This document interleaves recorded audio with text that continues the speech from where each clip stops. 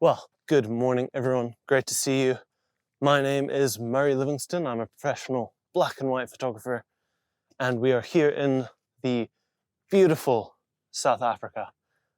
Today, just as I'm starting this hike, I'm going to show you 5 great tips to kickstart your photography. Now, I've chosen this area because it's got some beautiful geology, so that's what I'm going to attempt to photograph. Just up here, there are some amazing rock pools, and I'm, fingers crossed, hoping that they're filled with water. Right, let's get going. So the first of 5 tips is quite simply about finding subjects to photograph. First and foremost, you need to go somewhere that you think is interesting. For me, this is a beautiful nature reserve, so I'm very interested in some of the geological formations here, as we've got some wonderful light breaking. So things that I'm looking for is light. I need contrast for black and white photography, and I'm hoping that just behind you here, these amazing granite boulders are gonna be nicely contrasted against some of these cloud formations. Let's keep going, see what we can find.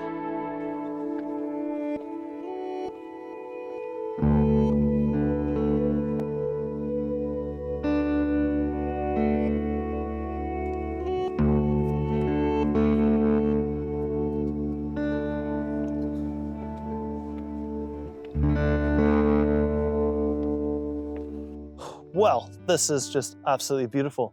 These pools have filled up wonderfully from the rains over the last few days. We've got no wind, pretty much. Beautiful reflections. These are going to make an amazing foreground subject for the main subject of the photograph, which is the giant piece of granite right behind the camera there. Now, when I'm going about finding an actual composition on this subject, there's a few things that I like to do. One of them is just walk around the subject, find different angles, and that's gonna start to make you think about perhaps leading lines, how you can use the curve of some of these rocks to lead the viewer's eye into the photograph. The other is simply to just take my phone out. That's gonna give you an approximation, and it's a very quick tool to find some compositions. Thirdly, I might just put my hands up like an old school film director. And this way you can also change the aspect ratio. If you want to shoot something more in a panoramic format or something more square, it's very easy to change that within your view. And then, of course, how far you hold it away from you changes the effective focal length. So it's a very versatile, easy way to explore compositions. And then lastly, of course, I'll walk around with my actual camera before even thinking about setting up my tripod. So let's go ahead, go through that process, and then I'll show you the composition that I land on before we need to wait for, of course, one of the most important ingredients in photography, which is light.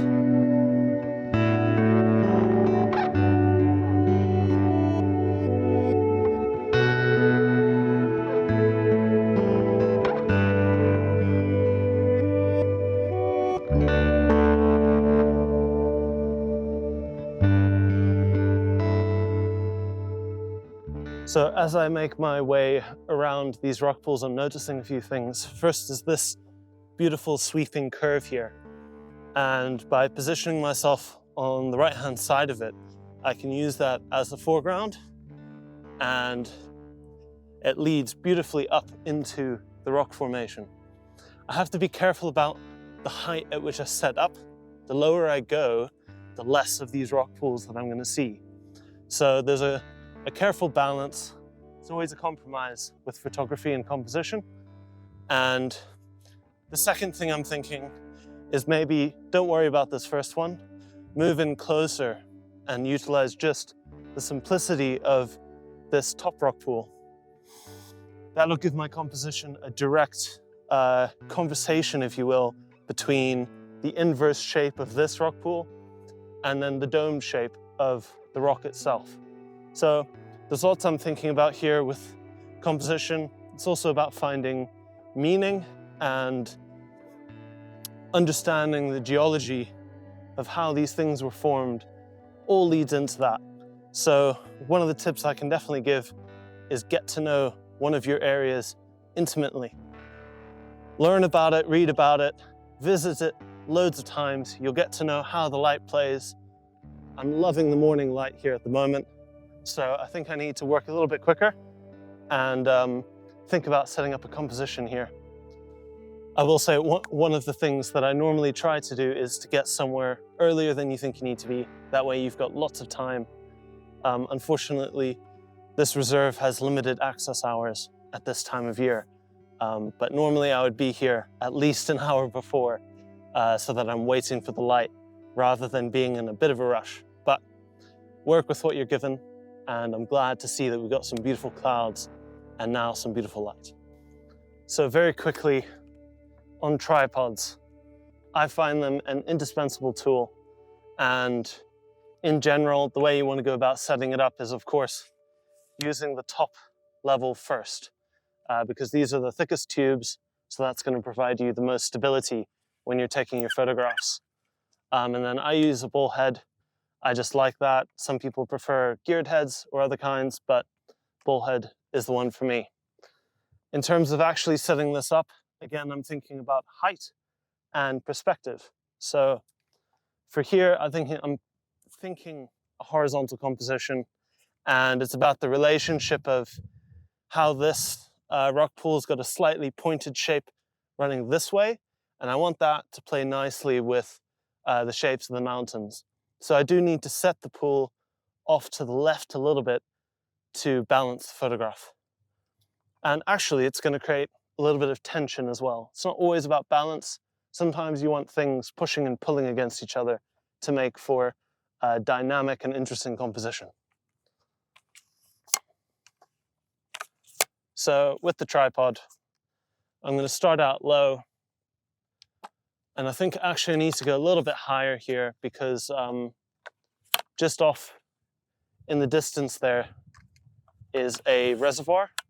And I think it's a nice little detail. But if I go too high, it starts to bring in some distractions. So that's something I'll show you in a second when I put the actual camera onto the tripod, and you'll be able to see how just the smallest movements make a very big difference.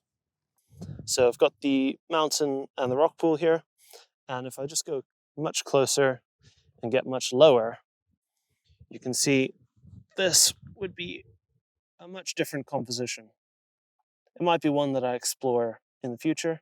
It might be a vertical composition utilizing the edge of the pool here to lead your eye in. But for me, I like seeing the shape of the whole pool, so you know that it's a round shape.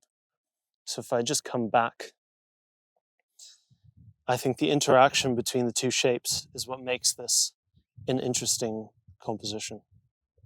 And then again, left and right, you're going to completely change the balance of the frame. This to me felt a bit too centralized, and with the slight diagonal shape, it felt as though it was pointing off to the smaller mountain to the right there, rather than at the main mountain. So just shifting ever so slightly to the left brought those two shapes into tension, I would say. They're now in conversation with one another. And it's also eliminating a bit of this dead space on the bottom right. So here is roughly the composition. Bear in mind it's 16 by 9 on the video, so there is a bit more space on the top and the bottom there. But tip number 3 today is just going to be filling your frame with your subject. You know, this rock is a very important part, and it's consuming about a third of the image. If I were to go really close to this rock pool and then use an ultra wide angle lens, something, you know, in the sort of 12 millimeter, 14 millimeter, that would diminish the rock and it wouldn't look as big. So here I'm at 24 millimeter, and that's wide enough to get what I need in frame while still maintaining my subject's importance. The 4th tip is just very simply going to be about going around the borders of your image and make sure that they are clean. This is one of the things that's going to improve your photography so much. So for me, I'm watching the intersection of where this rock is coming out. I'm making sure that I've got enough space around the top of the rock there so it doesn't feel too crammed, and likewise on the bottom edge there. And obviously in the final image you'll see there is a bit more space in the 3:2 aspect ratio. So it's very simple things, but these all add up to making for a much better photograph. So tip number 5 is going to be patience. Landscape photography takes heaps and heaps of patience. Often you're going to be waiting, sometimes hours at a location for the right light. And today is no exception. The light has gotten pretty harsh, but I know that there's some clouds incoming, and there's going to be a moment where the clouds are just starting to pass in front of the sun, and that's going to diffuse the light, but still keep it directional. So that's what I'm waiting for. And in the meantime, I'm just fine-tuning composition, and I thought I'd go through settings with you quickly now. So this lens and most lenses are great at f11 down to f8. That's where they're going to be nice and sharp, and you're going to get lots of depth of field. So no exception today, that's what I'm doing, f11, and just using the right shutter speed to get the correct exposure at ISO 100.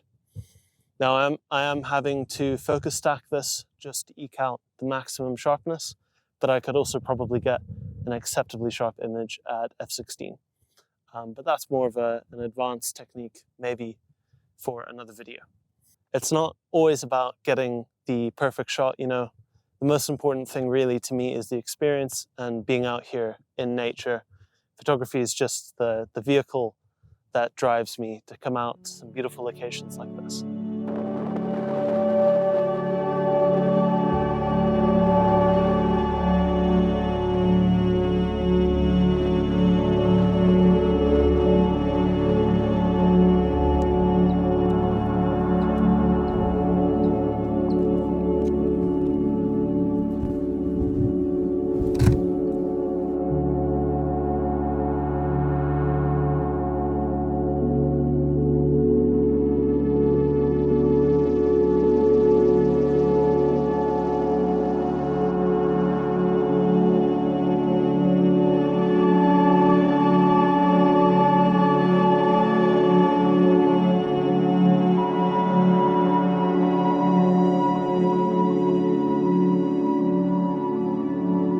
I explored one more composition with the use of a 10-stop ND filter.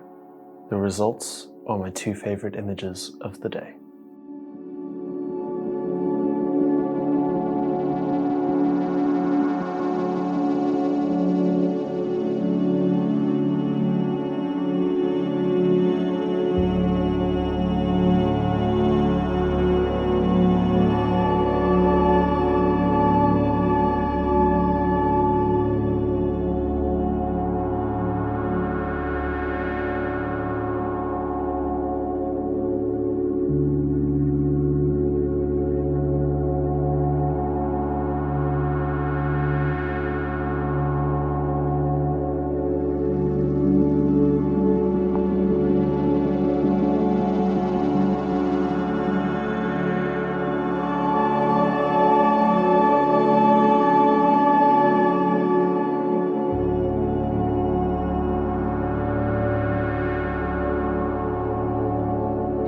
So those are my 5 top tips for beginning photographers to help you get some better landscape images.